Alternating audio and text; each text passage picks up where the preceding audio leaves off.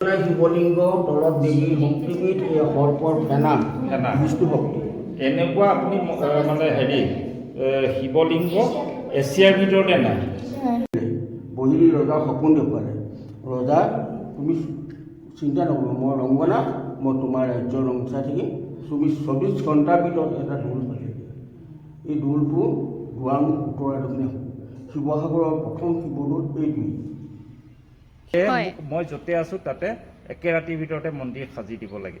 শিৱ মন্দিৰত বিশেষকৈ বসন্ত যেতিয়া ৰোগ দেখা দিয়ে, বসন্ত ৰোগ দেখা দিলে ইয়াত শীতলা পূজা কৰি যি ঘাটি ভাঙি দিয়ে তাৰ বহুত প্ৰমাণ পায়। আৰু ইয়ালৈ তামোল পাণ আগবঢ়ালে শীতলা দেৱী সন্তুষ্ট হৈ নিজে নিজে নমস্কাৰ, মই সোণমণিয়ে সকলোকে স্বাগতম জনাইছোঁ মোৰ অন্য এটি ভিডিঅ'লৈ। আপোনালোকে প্ৰিভিউটো দেখি হয়তো গমেই পাইছে আমি আছোঁ আজি খুবেই জাগ্ৰত এভাগী মন্দিৰত আছোঁ, যিভাগী মন্দিৰ বহুত আগৰে হয়। 1703 চনতে স্থাপন হৈছিলে। সেই মন্দিৰভাগলৈ আজি অহাৰ আমাৰ সৌভাগ্যকণ হ'ল। এইটো আমাৰ ৰিভান্স, এইফালে মোৰ হাজবেণ্ড পুনম, মই আহিছোঁ। ৰিয়ান্স স্কুল আছে, সেইকাৰণে ৰিয়ান্সক অনা নাই। আৰু ফাইনেলি আমি এয়া পাই গ'লোহি। মেইন গেট হৈছে এইখন, জয়সাগৰত আছে। এইফালেদি অকণমান সোমাই যাব লাগিব, বেছি দূৰ নহয় দেই। এয়া সোমাই আমি পাইছোঁহি আৰু আপোনালোকক পৰিৱেশটো অকণমান দেখাই দিছোঁ। বহুত ধুনীয়া এটা পৰিৱেশ হয়। এইফালে চাওক, আমি আচলতে ৰিভান্সৰ হৈ আই শৰাই আগবঢ়াইছিলোঁ আৰু আই শৰাইভাগ দিবলৈ বুলি ইয়ালৈ আজি অহাৰ আমাৰ সৌভাগ্যকণ হ'ল। তাৰ কাৰণে ধন্যবাদ জনাব লাগিব ভগৱানৰ ওচৰত। আৰু পৰিৱেশটো সঁচাই মানে খুব ধুনীয়া হয় দেই।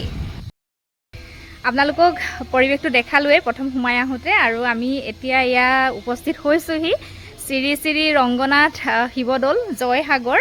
আৰু ইয়াতে সঁচাকৈ পৰিৱেশটো মানে ইমান ধুনীয়া। আজি মানে প্ৰথম আহিছোঁ, সঁচাকৈ মানে ইমানেই ভাল লাগিছে নহয়। আগতে জনা নাছিলোঁ, মানে জনা বেছি দিন হোৱা নাছিল কথাষাৰ। সেইকাৰণে বোলো ইয়ালৈ আহোঁ বুলি মানে প্লেন কৰি থৈছিলোঁ। যিহেতু আহোঁ বুলি ক'লে আহিব নোৱাৰি, কিন্তু আজি সেইকণ সৌভাগ্য ভগৱানে মিলালে আৰু আহি সঁচাকৈ খুবেই সুখী হৈছোঁ। আৰু আপোনালোকক ভিতৰলৈ লৈ যাম এতিয়া। আৰু ইয়াতে পূজাৰী আছে, মই আপোনালোকক ৰংগনাথ শিৱদৌলৰ সহকাৰী যিগৰাকী পূজাৰী তেওঁৰ লগতো আপোনালোকক চিনাকি কৰাই দিম। তেওঁৰ আপোনালোকে মুখেদি গোটেই কথাখিনি, ৰংগনাথ শিৱদৌল ভাগীৰ গোটেই কথাখিনি আপোনালোকে জানিব পাৰিব। একচুৱেলি এই মন্দিৰভাগ বোলে বহুত পুৰণি, মানে আপোনালোকক গোটেই কথাখিনি জনাই আছে। মই আপোনালোকক চিনাকি কৰি দিওঁ বলক। দেখা পাইছে আপোনালোকে ধুনীয়া এটা পৰিৱেশ, চাৰিওফালে একদম শান্তি এয়া। আৰু এইফালে আমাৰ সহকাৰী পূজাৰী এই মন্দিৰভাগৰ আছে কাষতে। এইফালে নমস্কাৰ। এই ভাগি হৈছে জয়সাগৰস্থিত ঐতিহাসিক শিৱ মন্দিৰ, ৰংগনাথ শিৱ মন্দিৰ। ৰংগনাথ শিৱ মন্দিৰ 1703 চনতে ৰজা ৰুদ্ৰসিংহই স্থাপিত কৰিবৰ কাৰণে মানে এই মন্দিৰটোৰ পোনে পোনে শিৱসাগৰ জয়সাগৰ পুখুৰী পাৰত এটা মন্দিৰ সাজি তাত বহাবৰ কাৰণে, বিগ্ৰহজনা বহাবৰ কাৰণে তাত মন্দিৰ সাজিছিলে। কিন্তু ইয়াত ওখ ঠাই থকাৰ কাৰণে এদিনৰ কাৰণে ৰাখোঁতে তেওঁ নিজে নিজে তললৈ বহি দিলে 1703 চনত। 1703 চনত কাশী বিশ্বনাথৰ পৰা বিগ্ৰহজনা আনি ইয়াত এদিনৰ কাৰণে থাকোঁতে নিজে নিজে তললৈ বহি দিলে। বহাৰ পিছত ৰজাক ৰাতি সপোনত দেখুৱাইছে যে তই যিটো মন্দিৰ সাজি থৈছিলি সেই মন্দিৰৰ যিটো প্ৰৱেশদ্বাৰ সেইটো ভুলকৈ আছে, সেইটো পূবা পশ্চিমাকৈ আছে। শিৱ মন্দিৰৰ সদায় উত্তৰ দক্ষিণা হ'ব লাগে। সেয়ে মই য'তে আছোঁ তাতে একে ৰাতিৰ ভিতৰতে মন্দিৰ সাজি দিব লাগে। সেয়ে এই কথাবিলাক আমাৰ কথিত, মানে লিখিত কোনো হেৰি নাই। কিন্তু একে ৰাতিৰ ভিতৰতে মন্দিৰ সজাৰ কাৰণে অন্যবিলাক মন্দিৰতকৈ এই মন্দিৰটো চাপৰো আৰু ইয়াত কোনো কলা কাৰুকাৰ্য বা ভাস্কৰ্য নাই। আনবিলাক মন্দিৰত দেখিব আপুনি ধুনীয়াকৈ কাৰুকাৰ্য আছে, কিন্তু একে ৰাতিৰ ভিতৰত বনোৱাৰ কাৰণে অনেকখিনি মন্দিৰত মানে সৈন্য সামন্ত লগ লগাই তেওঁলোকে। আৰু ইয়াতে শ্ৰী শ্ৰী ৰংগনাথ শিৱ মন্দিৰত মন্দিৰ স্থাপিত হোৱাৰ পিছত আমাৰ পূৰ্বপুৰুষক কনৌজৰ পৰা আনি পেলাই এই পূজাভাগ কৰিবৰ কাৰণে আমাক ইয়াতে স্থাপিত কৰিছিলে। কিন্তু মানুহৰ আক্ৰমণত ইয়াৰ পৰা পলাই যাবলগীয়া অৱস্থা হৈছিল। আমাৰ পৰিয়ালটো তেতিয়া দেৰগাঁৱলৈ পলাই গুচি গৈছিলে। কালৰ গতিত আকৌ পূজা নোপোৱাৰ কাৰণে তেওঁ আমাৰ দেউতাহঁতৰ আজু ককাকক সপোনত দেখুৱালে যে মই পূজা পোৱা নাই, মোক তহঁতি ইয়ালৈ আহি আকৌ পূজা দি। তেতিয়া এই মন্দিৰৰ গৰ্ভগৃহতে আমাৰ মানে বংশ পৰিয়ালৰ দেউতাহঁতৰ আজু ককাক ইয়াতে থাকি মন্দিৰৰ ভিতৰতে থাকি আমাৰ পৰিয়াল বিস্তাৰ হয়। আমাৰ এই জয়সাগৰ অঞ্চলত এতিয়া আমি প্ৰায় 9 ঘৰ আমাৰ বৰঠাকুৰ ৰংগনীয়া বৰঠাকুৰ আছোঁ। আৰু ইয়াতে আমি 1925 চনৰ জানুৱাৰী মাহত 3 দিনীয়াকৈ ৰুদ্ৰযজ্ঞ পাতিছিলোঁ। এতিয়া আমি ইয়াতে পাতিছিলোঁ। ইয়াতে আমাৰ কুণ্ড আছে, ইয়াতে যজ্ঞ হয় আৰু প্ৰতি বছৰে ইয়াত বিশেষকৈ 3 ভাগ পূজা হয়। বহাগ মাহৰ শেষৰ দেওবাৰটোত মহামৃত্যুঞ্জয় যজ্ঞ হয়, য'ত নেকি মহামৃত্যুঞ্জয় যজ্ঞত দেশৰ মংগলৰ কাৰণে এই ভাগ পূজা আজি 43 বছৰ ধৰি চলি আছে। 43 বছৰ ধৰি চলি আছে। তাৰ পিছত শিৱৰাত্ৰি হয়, শিৱৰাত্ৰিত অগণন ভক্ত ইয়াত আহি সমাৱেশ হয়। আৰু ভাদ মাহৰ চতুৰ্দশী তিথিত অগ্ৰ চতুৰ্দশী পূজা হয়, মাঘী নাম হয়, মাঘী পূৰ্ণিমাত মাঘী নাম হয়। এনেকৈ আপোনালোকক এতিয়া মই বিগ্ৰহজনা দেখুৱাবলৈ ভিতৰলৈ লৈ আহিছোঁ।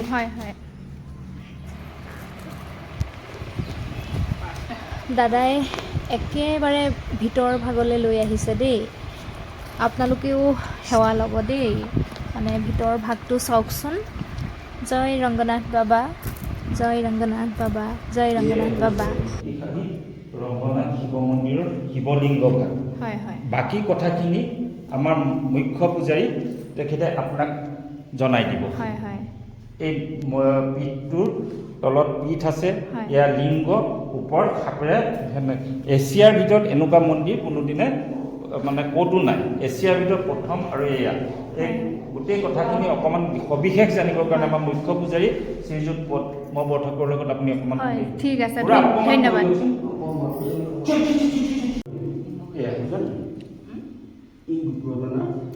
কৈ আছে দেই, তেখেতে কৈ আছে জয়সাগৰত বদুল ফুল এখন আনিছিলে।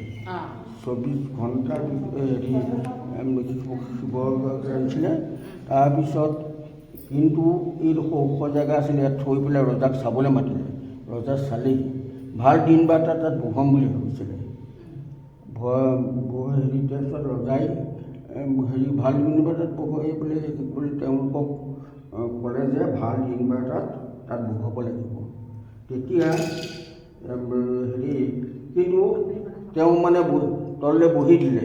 বহি দি ৰজাক সপোন দেখুৱালে, ৰজা তুমি চিন্তা নকৰিবা, মই ৰংগনাথ, মই তোমাৰ ৰাজ্যৰ ৰংচাই থাকিম। 24 ঘণ্টাৰ ভিতৰত এটা দৌল পাতিলে। এই দৌলটো দুৱাৰমুখ উত্তৰা দক্ষিণে। শিৱসাগৰৰ প্ৰথম শিৱদৌল এইটোৱেই। শিৱসাগৰ ডিষ্ট্ৰিক্টৰ প্ৰথম মানে শিৱসাগৰ জিলাৰ প্ৰথম শিৱদৌল এইটোৱে 1703 চনত। এয়া আপুনি দেখিছে মহালিংগ, লিংগৰ ওপৰত সাপে ফেনা ধৰি আছে, তলত দেৱীৰ পীঠ আছে। শিৱই মানে সতী দেহটো লৈ ফুৰিছিলে। লৈ ফুৰোঁতে বিষ্ণুৱে আকৌ সুদৰ্শন চক্ৰ মাৰি পেলাই সতী দেহটো বিভিন্ন ঠাইত 51টা ভাগ কৰি বিভিন্ন ঠাইত পেলালে। তাৰপিছত শিৱই দেখিলে যে সতী দেহটো খণ্ড বিখণ্ড হৈছে।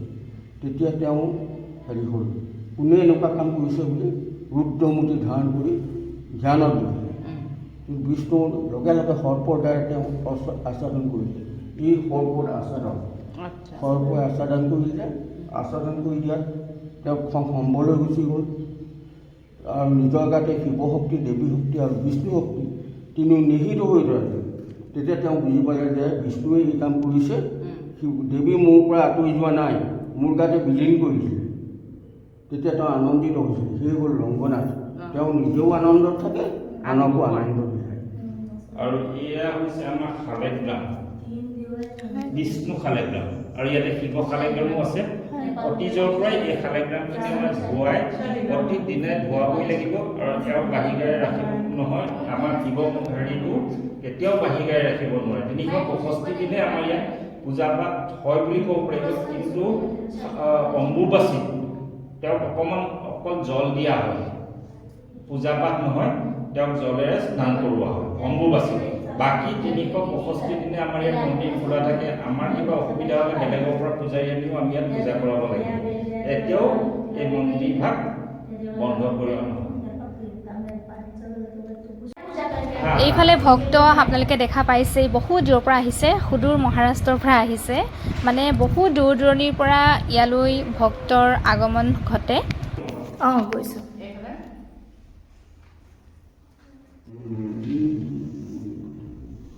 দেখিলা বৰ্তমান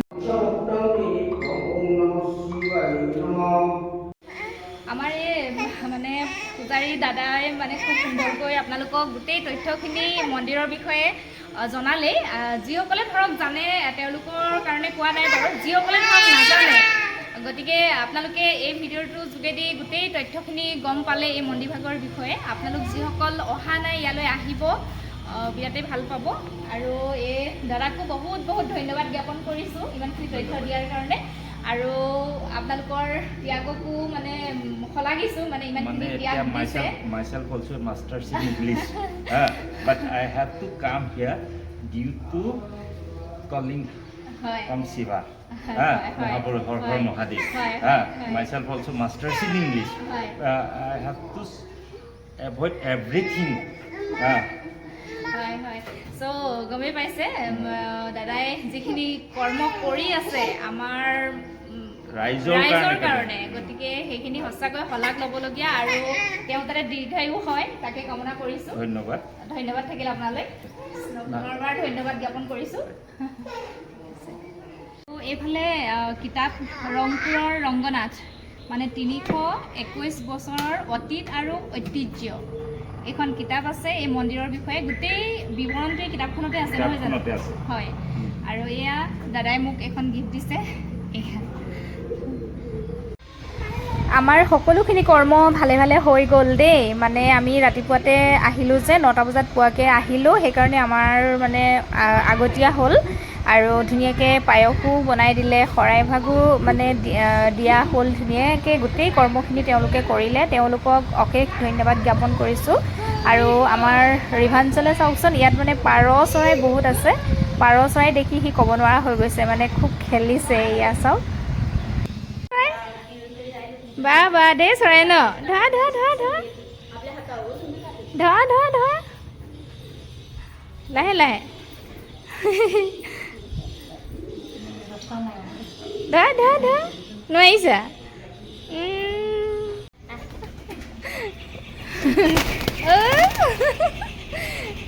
ধৰা ধৰা ধৰা ধৰা, চাবা চকুতে আহি হ'ব, চকুতে আহি হ'ব। দেখিলা?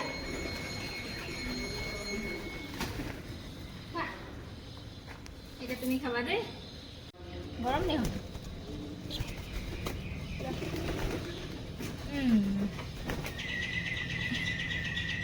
আৰু এতিয়া যাব পৰা হ'লোঁ।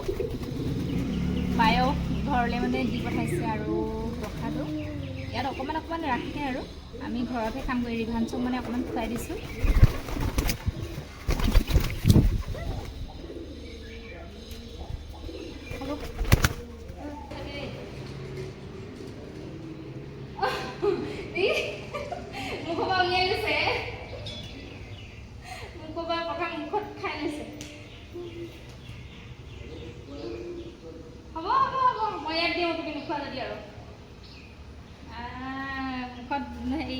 ইয়াত দিম তাত লেতেৰা হ'ব।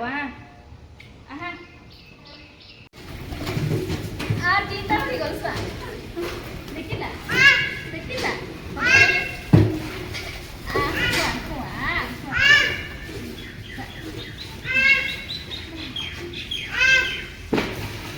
খাবলৈ দি দিয়া, খাবলৈ দি দিয়া। আমাৰ গাঁৱৰ পৰা চব